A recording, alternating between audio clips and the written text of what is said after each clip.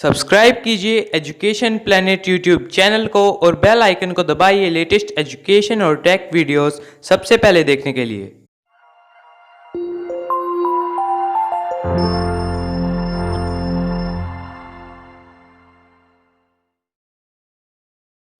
प्रिय विद्यार्थियों, कक्षा 7 विज्ञान विषय में चैप्टर नंबर 6 है भौतिक एवं रासायनिक परिवर्तन। इस पाठ को आज प्रारंभ करते हैं। भौतिक परिवर्तन और रासायनिक परिवर्तन। सबसे पहले हम इसी बात को स्पष्ट करेंगे कि भौतिक परिवर्तन क्या होता है, रासायनिक परिवर्तन क्या होता है, उसके बाद में हम इस पाठ को प्रारंभ करेंगे। किसी भी पदार्थ के आकार, उसका साइज, रंग और उसकी अवस्था, इस प्रकार के जो उसके गुण हैं वह उस पदार्थ के भौतिक गुण कहलाते हैं। यानी ऐसा परिवर्तन जिसमें किसी पदार्थ के भौतिक गुणों में परिवर्तन हो जाता है भौतिक परिवर्तन कहलाता है। यानी कौन से गुणों में परिवर्तन होगा? पदार्थ के आकार में, उसके साइज में, रंग में, उसकी अवस्था में। इस प्रकार के परिवर्तन होंगे वो भौतिक परिवर्तन कहलाता है। अब यह परिवर्तन सामान्यतः उत्क्रमणीय होता है, यानी इसको हम उल्टा कर सकते हैं। यानी उस पदार्थ की जो अवस्था में परिवर्तन हो गया तो पुनः पहले वाली अवस्था में उसको लगभग कर सकते हैं। तो और इस प्रकार के परिवर्तन में कोई नया पदार्थ नहीं बनता। तो आपके विषय क्लियर हो गया।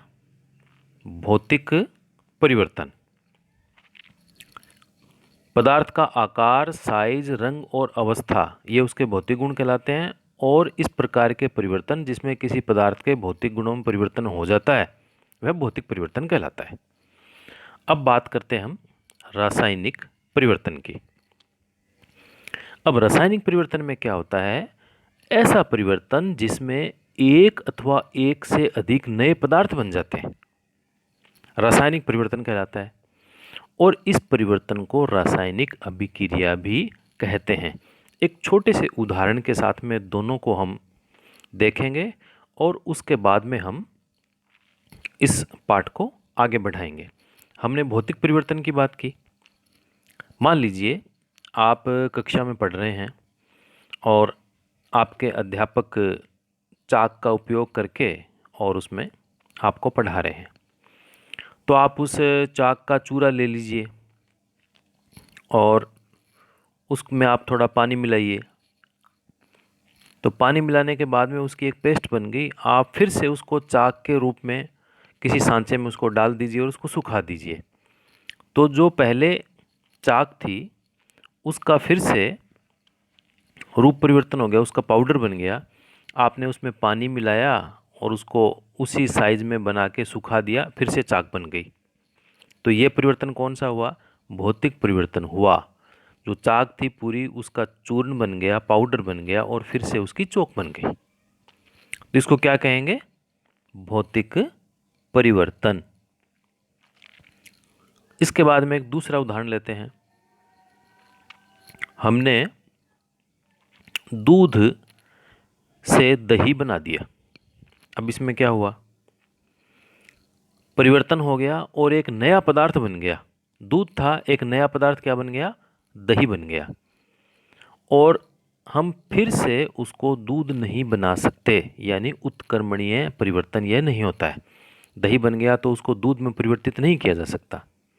तो ये छोटे से सामान्य उदाहरण थे जिससे आपको समझ में आया भौतिक परिवर्तन क्या है और रासायनिक परिवर्तन क्या है। अब देखिए, आप अपने दैनिक जीवन में ऐसे बहुत से परिवर्तन देखते हैं। जैसे घर में यदि कोई कोल्ड ड्रिंक बनाना है, शीतल पेय बनाना है, तो क्या है? पानी में शक्कर मिलाई गई। अब शक्कर का विलयन बन गया। अब यह एक परिवर्तन हो गया उसका। अब इसी प्रकार दूध से दही जमाया जा रहा है, यह भी एक परिवर्तन है। और इसके बाद में आपके पास एक रबर बैंड है और उस रबर बैंड को आपने खींचा।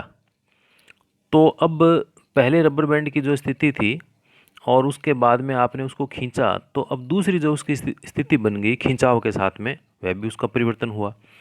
तो इस प्रकार के परिवर्तन अपने दैनिक जीवन में आसपास अपने को दिखाई देते रहते हैं। अब दो प्रकार के परिवर्तन हैं, भौतिक और रासायनिक, हमने इसकी बात कर ली। हम थोड़ा सा विस्तार से चलते हैं और हम बात करेंगे भौतिक परिवर्तन की। कई छोटे छोटे उदाहरण के साथ में हम समझेंगे भौतिक परिवर्तन को। जैसे कि आप कागज़ के एक टुकड़े को 4 वर्गाकार भागों में आप इसको काटिए और प्रत्येक वर्ग को पुनः 4 टुकड़ों में काटिए। अब इन टुकड़ों को फर्श अथवा किसी मेज पर इस प्रकार लगाइए जिससे ये टुकड़े परस्पर जुड़कर कागज़ के एक पूरे टुकड़े का आकार ले ले। देखिए,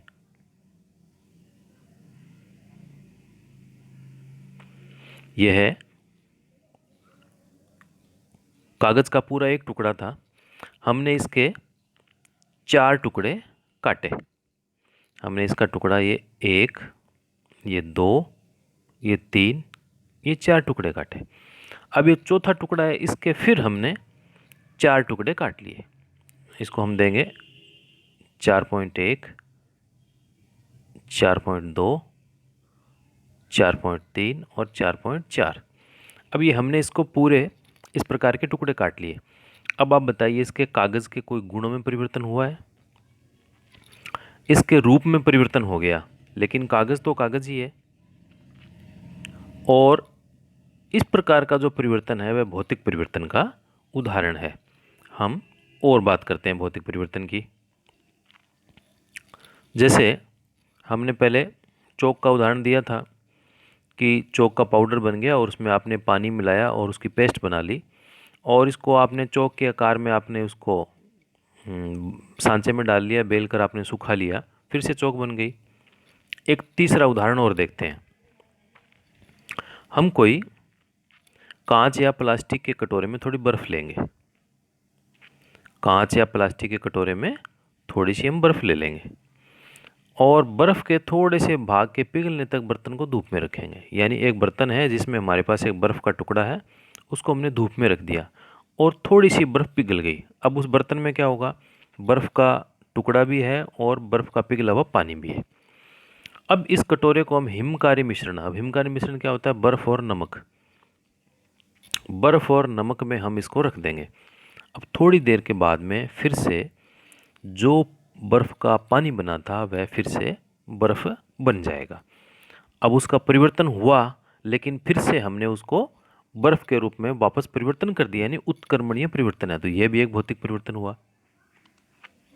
अब देखिए, फिर हम एक भौतिक परिवर्तन का उदाहरण लेते हैं। एक पात्र में थोड़ा सा जल लेंगे हम और जल लेकर उसको उबालेंगे और उबालने के बाद में आप देखते हो जो जल की सतह से भाप निकलती हुई दिखाई देती है। तो इस उबलते हुए जल से कुछ दूरी पर भाप के ऊपर किसी बर्तन को उल्टा करके रख देंगे और बर्तन की भीतरी सतह पे देखेंगे तो पानी की छोटी छोटी बूंदें हमें दिखाई देती है। ऐसा अक्सर आपने देखा है। तो जो भाप बनी और वो भाप पुनः पानी में परिवर्तन उसका हो रहा है, तो यह भी उसका भौतिक परिवर्तन हुआ। एक और उदाहरण हम देखते हैं।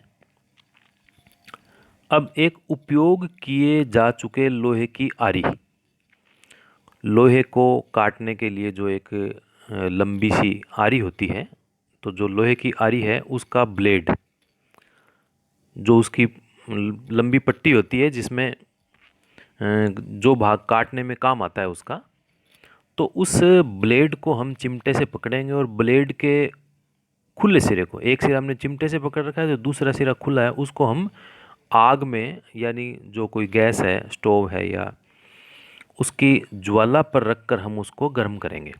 अब आप क्या देखोगे? थोड़ी देर के बाद में जो ब्लेड का आगे का भाग है उसके रंग में परिवर्तन होने लग जाता है, वो लाल होने लग जाता है। अब ब्लेड को हम ज्वाला से वापस हटा लेंगे। कुछ समय के बाद में उसको देखेंगे, जो भाग उसका लाल हुआ था ब्लेड का वो फिर से पहले जैसा हो जाता है। अब उसका रंग वापस आ गया। अब क्या हुआ? ये इसमें जो परिवर्तन हुआ वो एक प्रकार से परिवर्तन हुआ और वापस उत्क्रमणीय हो गया, पहले वाले रूप में वो वापस आ गया। अब उसमें यानी कि एक प्रकार से उसके आकार में, रंग रूप में थोड़ा परिवर्तन हो जाता है, लेकिन उसके गुणों में कोई परिवर्तन नहीं होता। तो इस प्रकार के जितने भी परिवर्तन होते हैं, जो हमने सारे उसमें उदाहरण देखे, कागज़ का उदाहरण था, उसके बाद में चौक का उदाहरण था, फिर हमने पानी को उबाला वो उदाहरण था, और उसके बाद में जो आरी की ब्लेड थी उसको हमने गर्म किया। ये सारे जो उदाहरण थे उसमें क्या हुआ, उसमें पदार्थ का आकार, उसका आकार, उसका साइज, रंग और अवस्था, ये जो उसके भौतिक गुण थे उसमें परिवर्तन हो गया। तो यानी जिसमें किसी पदार्थ के भौतिक गुणों में परिवर्तन हो जाता है वह भौतिक परिवर्तन कहलाता है। अब भौतिक परिवर्तन सामान्यतः उत्क्रमणीय होता है, ऐसे परिवर्तन में कोई नया पदार्थ नहीं बनता है। अब हम बात करेंगे दूसरे परिवर्तन की, जो कि रासायनिक परिवर्तन है। एक बार फिर से भौतिक परिवर्तन को दोहरा देता हूं। ऐसा परिवर्तन जिसमें किसी पदार्थ के भौतिक गुणों में परिवर्तन हो जाता है भौतिक परिवर्तन कहलाता है, और भौतिक परिवर्तन सामान्यतः उत्क्रमणीय होता है, और ऐसे परिवर्तन में कोई नया पदार्थ नहीं बनता है। चलिए आगे बढ़ाते हैं विषय को। आगे है रासायनिक परिवर्तन। अब आपने देखा है कि लोहे में जंग लग जाता है। आपने देखा है अक्सर आपके घर के कोई दरवाजे हैं, या आपने पार्क में देखा होगा कोई लोहे की कुर्सी लगी है, कोई बेंच लगा है, लोहे का झूला लगा है। तो इस प्रकार से जो लोहे के जो सामग्रियां हैं उनमें कुछ दिनों के बाद में यदि वो खुले में पड़ी है और जब वो पानी के संपर्क में आती है तो उस पर जंग लग जाता है। तो ये जंग क्या होता है, भूरे रंग के एक पदार्थ की उसके ऊपर परत जम जाती है, यह पदार्थ जंग कहलाता है। और यह जो प्रक्रम है जिसमें उसके ऊपर वो एक परत बन गई है वो जंग लगना कहलाता है। एक बार फिर से आप इसको समझिए। खुले पड़े हुए लोहे के ऊपर कुछ दिनों के बाद में भूरे रंग के पदार्थ की एक परत जम जाती है, और यह पदार्थ जंग कहलाता है। और यह जो प्रक्रम है, ये पूरी प्रक्रिया है, उसको जंग लगना कहते हैं। आपने देखा होगा पार्क अथवा लॉन आदि के लोहे के दरवाजे, कहाँ कहाँ देखा है आपने, पार्क, लॉन, उसके लोहे के दरवाजे, बगीचों या पार्क आदि में रखी लोहे की बेंच, लोहे की लगभग कोई भी वस्तु जो खुले में पड़ी रहती है। अब इसमें एक बात आपको ध्यान रखना है, जंग लगने के लिए किस चीज़ की आवश्यकता होगी। जंग लगने के लिए लोहा चाहिए, फिर पानी चाहिए और हवा चाहिए। ये तीन जब चीज़ें होगी तभी जंग लगेगा। यदि लोहा ऐसे स्थान पर पड़ा है कि जहाँ वो पानी के संपर्क में नहीं आ रहा है, हवा के संपर्क में नहीं आ रहा है, तो उस पर कभी जंग नहीं लग सकता। जंग लगने के लिए पानी और हवा दोनों की आवश्यकता पड़ती है। अब ये एक चित्र आपके सामने दिखाई दे रहा है जिसमें आपको लोहे की जंग लगी हुई वस्तुएं आपको दिखाई दे रही है। तो देखिए, जंग लगने के बाद में जो लोहे का रूप परिवर्तन हो जाता है। अब ये जो मुख्य ओरिजिनल लोहा था उसका कलर अलग था, और ये जंग लगने के बाद में इसके ऊपर एक ये जो भूरे से पदार्थ की एक परत उसके ऊपर जम जाती है। आप उस परत को उतार भी सकते हैं। आप यदि रेगमाल का उपयोग करके, जो एक कागज़ होता है खुरदरा कागज़, उसका प्रयोग करके आप उसको लोहे के ऊपर घिसोगे, उसको कागज़ को, रेगमाल को, तो क्या होगा, ऊपर जो जंग की परत लगी है वो उतर जाएगी, और फिर से जो लोहा अपने वास्तविक रंग में आपको नीचे दिखाई देगा। तो इसी प्रकार से आपने यदि घर में कोई कुल्हाड़ी रखी हुई है, हथौड़ा रखा है, ये वायु में कुछ दिनों में उसको खुला छोड़ देंगे तो उसमें जंग लग जाता है। रसोई में लोहे का जो तवा होता है वो गीला रखा है और आपने उसको बाहर छोड़ दिया तो उसमें भी जंग लग जाता है। एक बात ध्यान रखना है, जंग लोहा नहीं होता, क्योंकि रासायनिक परिवर्तन में क्या होता है, एक नया पदार्थ बनता है। ये हमने पहले बात की थी। तो जंग लगता है तो जंग एक नया पदार्थ बनता है। तो याद रखना, जंग लोहा नहीं है, जंग उस पदार्थ लोह से भिन्न होता है जिस पर यह लगता है। अब इस प्रकार के कोई और भी परिवर्तन है उसके बारे में हम विचार करते हैं। ये सारे के सारे किसके उदाहरण हैं? रासायनिक परिवर्तन के। अब देखिए, मैग्नीशियम का एक हम फीता लेंगे। फीता या एक मैग्नीशियम प्रयोगशाला के रूप में जब काम आता है तो एक वो फीते के रूप में, पतली पट्टी के रूप में आता है। तो मैग्नीशियम का एक पतला हम फीता ले सकते हैं, पट्टी ले सकते हैं, अथवा तार भी ले सकते हैं, और उसके सिरे को हम रेगमाल से साफ़ कर लेंगे। रेगमाल से साफ़ करके उसके सिरे को हम एक किनारे को हम आग में रखेंगे, उसको जलाएंगे। तो जैसे ही वो वहाँ से जलना प्रारंभ होता है तो फिर पूरा का पूरा जो मैग्नीशियम है एकदम चमकदार रोशनी के साथ में इस प्रकार से जलने लग जाता है और पूरा का पूरा जल जाता है। और जलने के बाद क्या होता है? ये जल गया और जलने के बाद में हमें एक राख प्राप्त होती है। राख प्राप्त होती है, उसको हम भस्म भी कहेंगे। तो ये जो जल जाता है और उसके बाद में उसकी राख प्राप्त होती है, तो यह जो परिवर्तन हुआ है, मैग्नीशियम का फीता जल गया और एक नया पदार्थ उसकी भस्म, राख उसकी बन गई, वो एक रासायनिक परिवर्तन हुआ। अब उसमें होता क्या है? ये है मैग्नीशियम Mg, और इसने क्रिया किसके साथ में की? ऑक्सीजन के साथ में। हमने इसको जलाया, फिर क्या बना?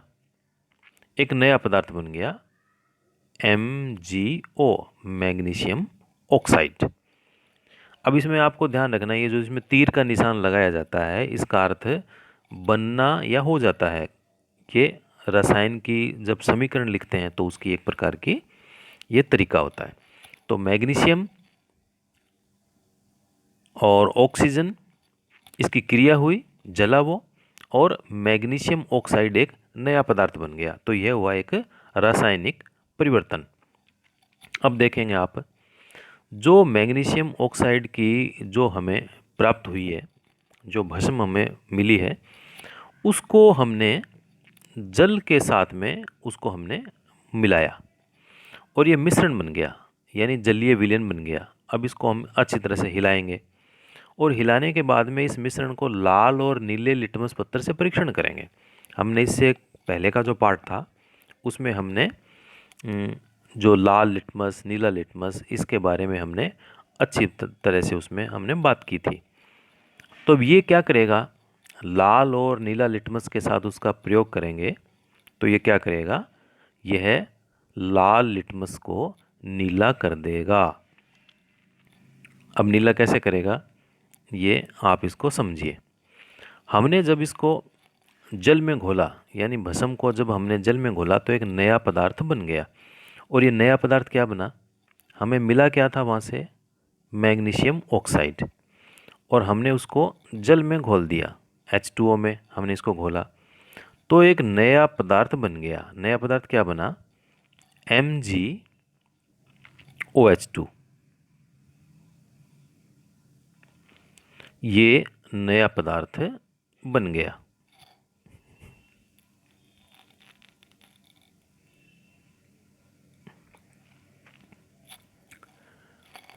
तो ये जो नया पदार्थ बना मैग्नीशियम हाइड्रॉक्साइड, यह मैग्नीशियम हाइड्रॉक्साइड एक क्षारक है।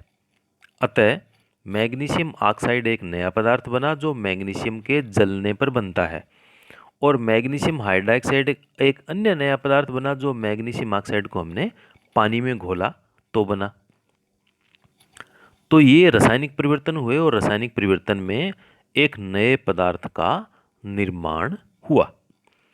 एक और प्रयोग करते हैं जो कि रासायनिक परिवर्तन से संबंधित है।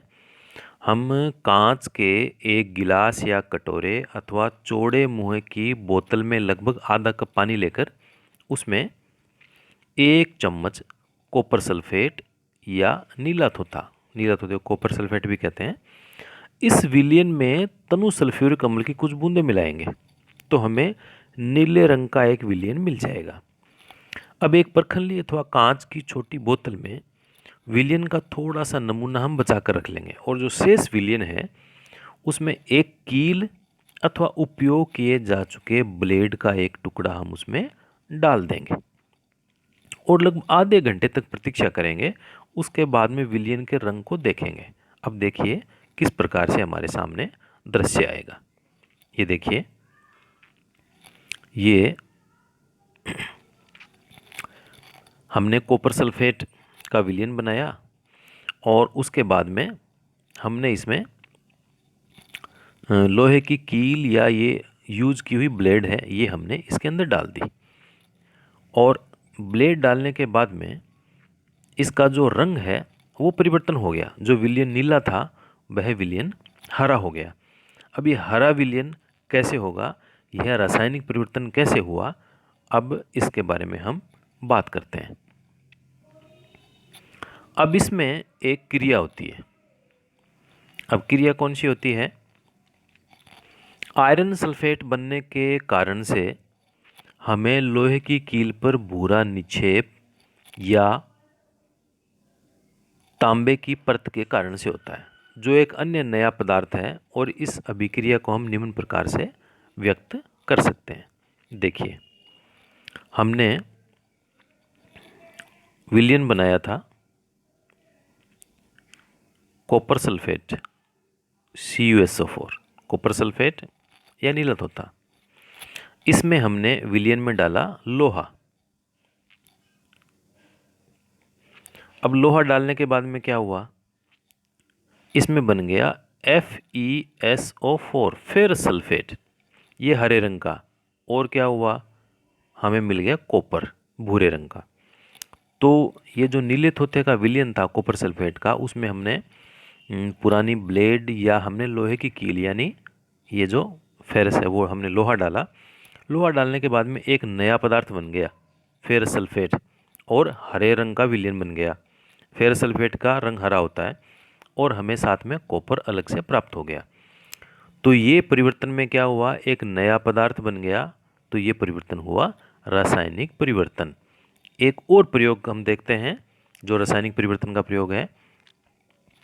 किसी एक प्रखंडली में हम 1 चम्मच सिरका लेंगे और इसमें 1 चुटकी भर खाने का सोडा डालेंगे।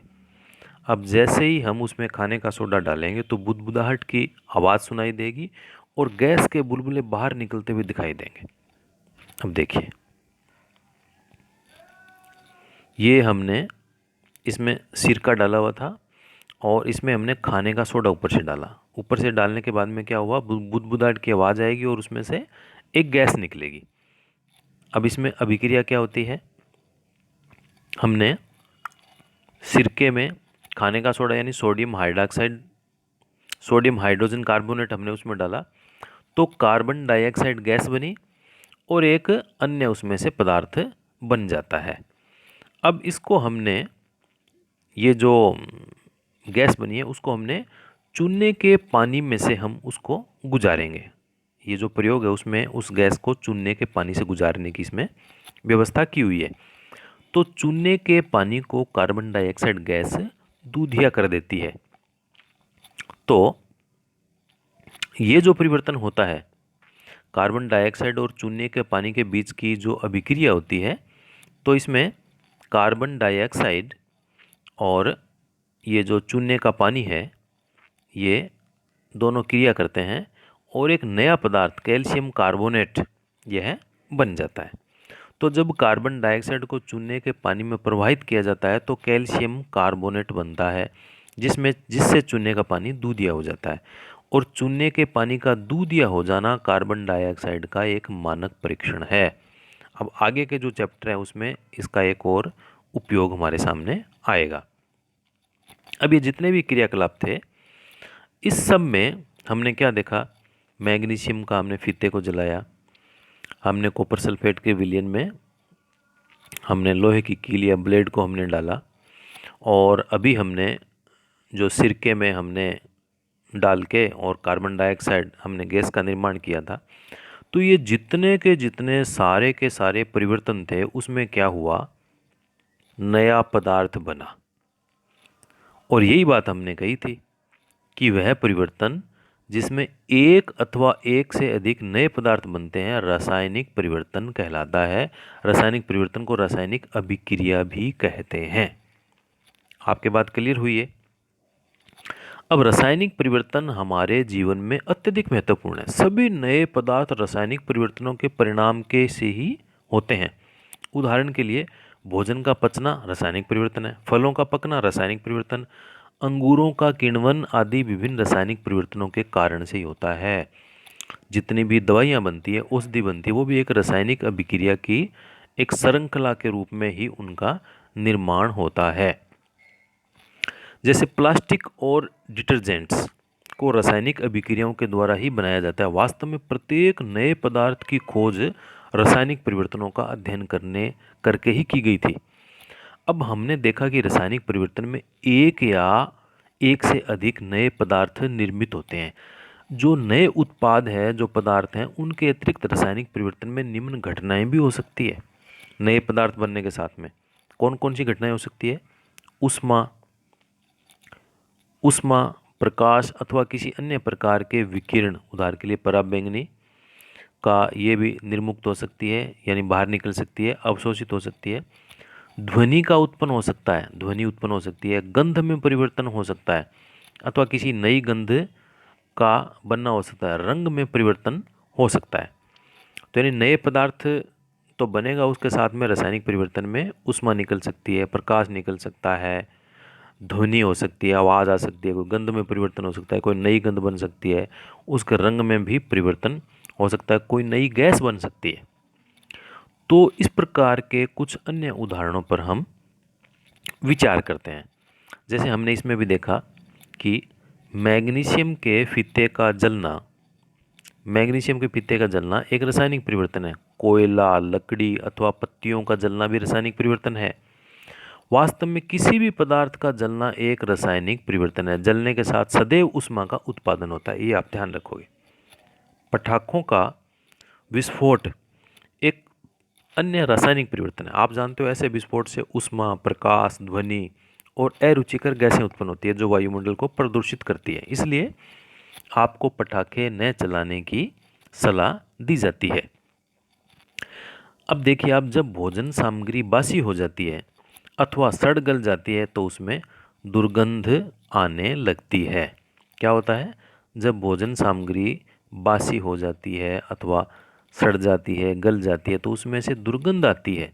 तो यह परिवर्तन को भी हम रासायनिक परिवर्तन कह सकते हैं। यह रासायनिक परिवर्तन होता है।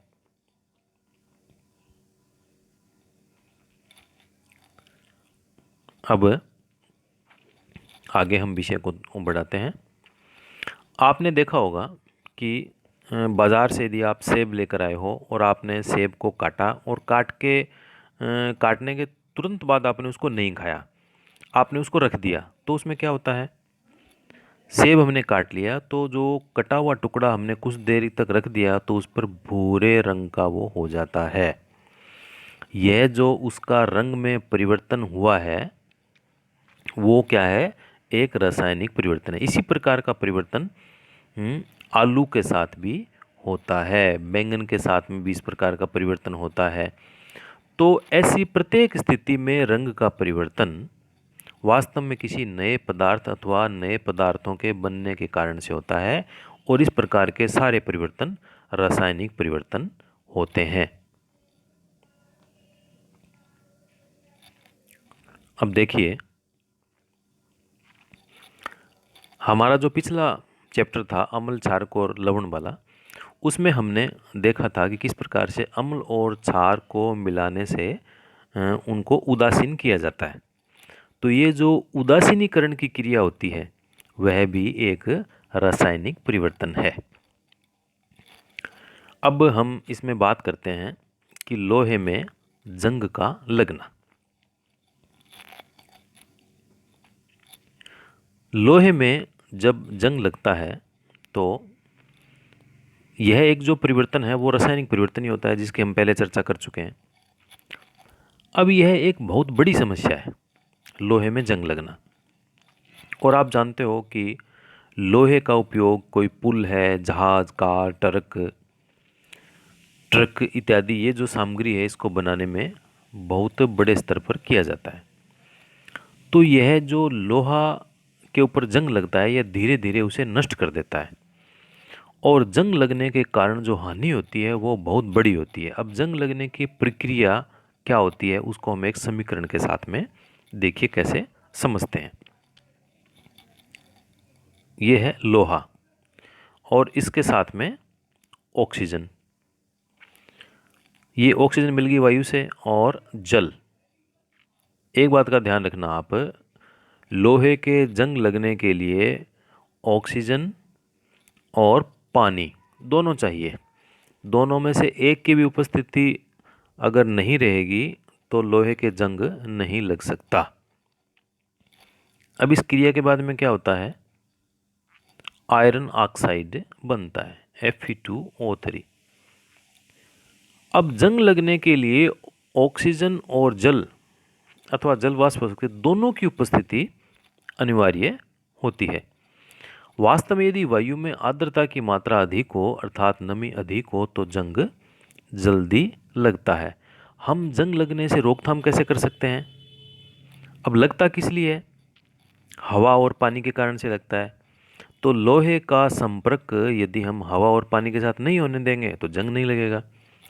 तो लोहे की वस्तुओं को ऑक्सीजन अथवा जल अथवा दोनों के संपर्क में आने से बचाकर ही हम उसको जंग से बचा सकते हैं। इसका एक सरल सा उपाय होता है उसके ऊपर कलर करना, पेंट उसके ऊपर करना या ग्रीज की एक परत चढ़ाना। उसको हम सामान्य भाषा में ग्रीस भी बोलते हैं, सही शब्द क्या है ग्रीज। तो उसके ऊपर या तो हम उसको पेंट कर दें या उसके ऊपर ग्रीज की एक परत चढ़ा दें। वास्तव में जो लोहे की सभी वस्तुएं हैं उसके ऊपर नियमित रूप से हमें पेंट अथवा ग्रीज की परत चढ़ाते रहना चाहिए जिससे उनमें जंग लगने को रोका जा सके। एक अन्य उपाय है लोहे के ऊपर क्रोमियम अथवा जस्ता जैसी किसी धातु की परत चढ़ाना। अब लोहे के ऊपर जो जिंक की परत चढ़ाने का जो काम होता है उसको हम कहते हैं यशद लेपन या गैल्वेनाइजेशन। अब एक छोटा इसमें क्वेश्चन आ सकता है कि गैल्वेनाइजेशन या यशद लेपन क्या है, तो आप कहोगे कि क्रोमियम अथवा जस्ता जैसी किसी धातु की परत हम लोहे के ऊपर चढ़ाते हैं, या दूसरे रूप में कहेंगे लोहे पर जिंक की परत चढ़ाने का जो प्रक्रम है उसको हम गैल्वेनाइजेशन या यशद लेपन कहते हैं। जो हमारे घरों में जो पानी के आपूर्ति करने वाले जो पाइप लगे रहते हैं, लोहे के पाइप होते हैं, वो भी यशद लेपित होते हैं, इसलिए उनमें लंबे समय तक जंग नहीं लगता। आप जानते हैं कि पानी के जहाज़ लोहे के बने होते हैं और उनका एक भाग हमेशा पानी में डूबा रहता है। तो पानी के ऊपर के भाग भी जल की बूंदें गिरती रहती है। यही नहीं है, समुद्र के पानी में अनेक प्रकार के लवण पाए जाते हैं और जो लवणयुक्त जल होता है वो जंग लगने की प्रक्रम की जो स्पीड को बढ़ा देता है। अतः जहाज़ों पर पेंट करने के बाद भी उन्हें जंग लगने से काफ़ी क्षति होती है। यही नहीं, जहाज़ों के लोहे के कुछ भाग को बदलना प्रतिवर्ष इसीलिए आवश्यक हो जाता है। तो आप कल्पना कर सकते हैं कि विश्व में जंग लगने से होने वाली कुल आर्थिक हानि कितनी है। बहुत बड़ी हानि होती है।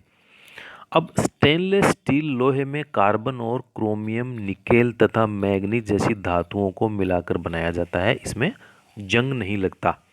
लोहे में क्या करेंगे, कार्बन और क्रोमियम, निकेल और मैग्नीज इस जैसी धातुओं को मिलाकर हम स्टेनलेस स्टील बना देते हैं, उसमें जंग नहीं लगता। अब इसमें एक नया टॉपिक है क्रिस्टलीकरण। आपने पीछे की छठी कक्षा में आपने पढ़ा था कि साधारण नमक को हम समुद्र जल के वाष्पन के द्वारा प्राप्त किया जा सकता है और इस प्रकार प्राप्त होने वाला नमक शुद्ध नहीं होता और उसके क्रिस्टलों के आकार को स्पष्ट रूप से हम देख नहीं सकते।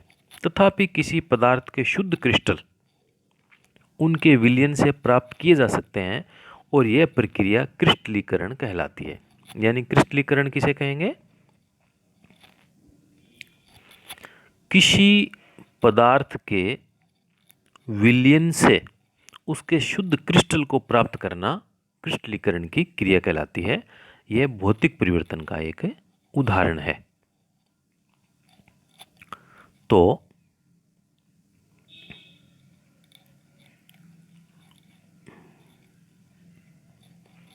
देखिए, किसी बीकर में हम लगभग 1 कप जल लेंगे और उसमें तनु सल्फ्यूरिक अम्ल की कुछ बूंदें मिलाएंगे और जल को गर्म करेंगे। जब जल उबलना आरंभ कर देता है तो उसमें धीरे धीरे कॉपर सल्फेट का चूर्ण निरंतर चलाते हुए मिलाएंगे। आप समझ गए?